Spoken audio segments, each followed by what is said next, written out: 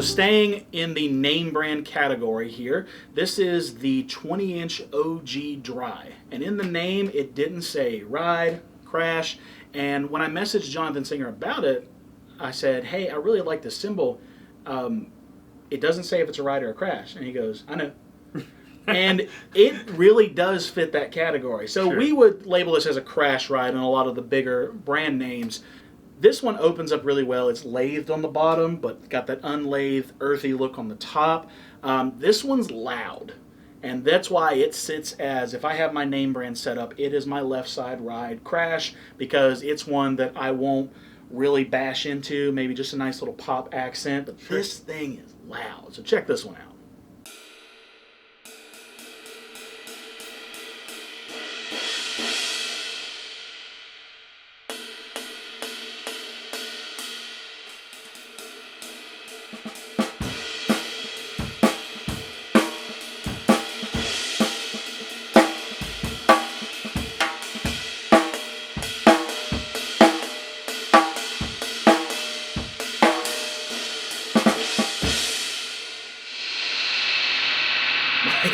Woo! When I first got this, my drum set player at the time at a school I work with for show choir, I told him, I was like, here, try this out. I said, I don't really know how it's going to sound in this venue. He put it on. He hit it one time. I said, whoa, never mind. Because he had my Meinl setup at the time, but we had a 16-inch dark crash right there. I said, let's just try this one. He hits it one time. I was like, no. Again, I keep this one as a left side ride / crash, so that way if I'm just like playing something nice and simple, it's right there and it's angled at a way to where I'm not going to overly dig into it for a crash. And it's got really nice ride characteristics to it. But again, similar to the transition ride, I keep this little chain from Stack Ring Percussion on. It kind of deadens the sound a little bit, takes away a lot of the decay, so that way it sits really well. So if Sabian made crashes in the H.H. King series, this is what it would have been. This is the name brand Liquid Smoke 18-inch crash. And when I say thin and wobbly, this is what I mean.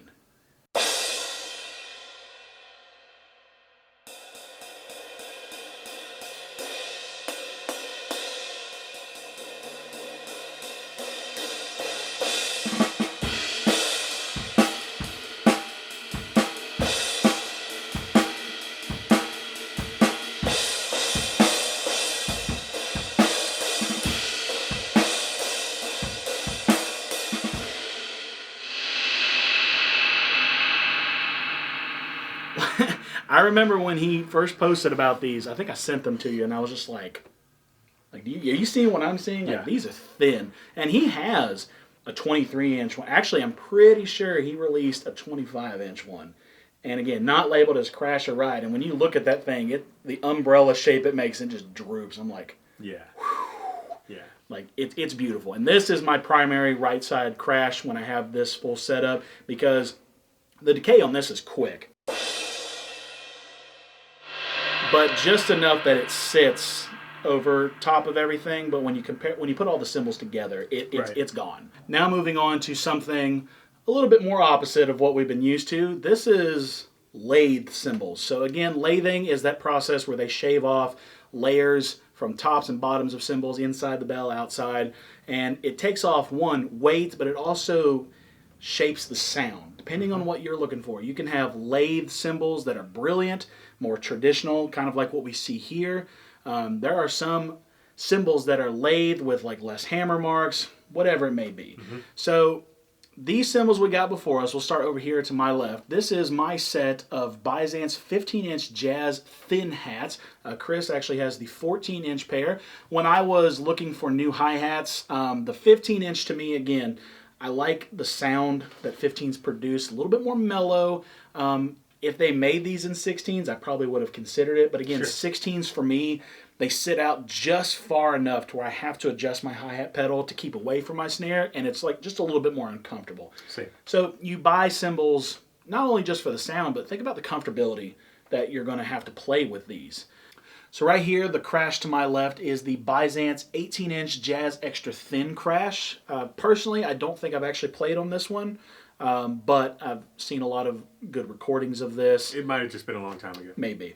Again, staying in that Jazz line, I do like the butteriness of the Jazz Extra Thin line. It's just, Now, to me personally, if I have played on this, I think one thing that I considered against this was it didn't have the right tone for me when it comes to a crash. But again, a lot of this comes down to personal choice. But these cymbals, they speak well, but they sit very well in mixes, live, and again, it's personal preference. And right here is my newest cymbal, and just overall one of the greatest things I've ever played on. This is the Byzance Foundry Reserve 24-inch Light Ride. This thing is beautiful. So we're going to go around and play these just so you can hear what each individual sounds like, and then we will put them in sort of a little bit more musical context. So we'll start over here with hi-hats.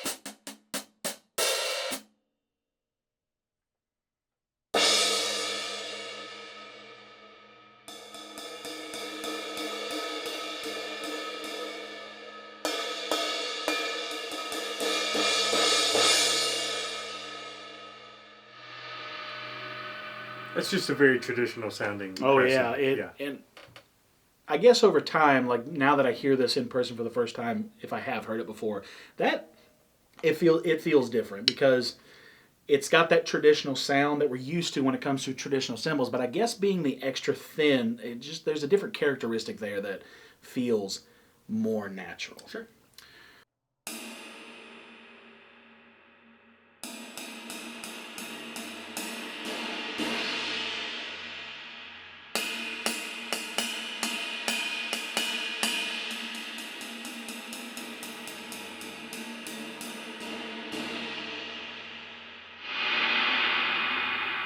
And that's a good sounding cymbal. Excellent. Yeah.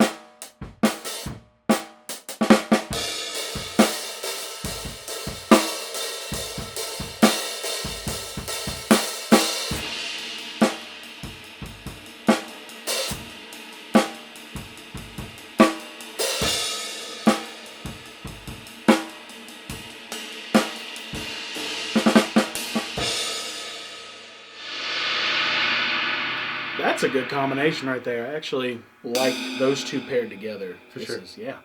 And then, okay, we need to put the Big Apple Dark over here so we have these two together just for us. Okay. Because that's what we both want to hear.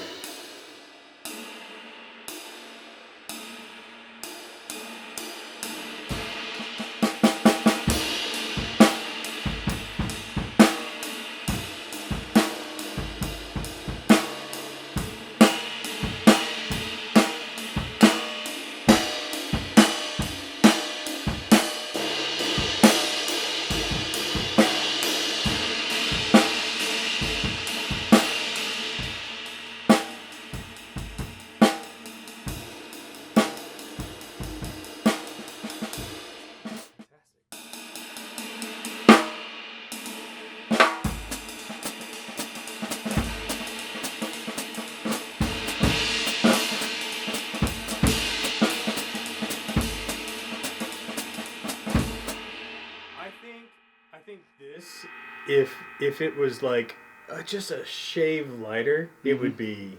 And this actually was the lightest one that Memphis had. Yeah, if it was just, I mean, that much lighter, like maybe from like here to the to the edge, it would be right on. Yeah. Yeah. Okay.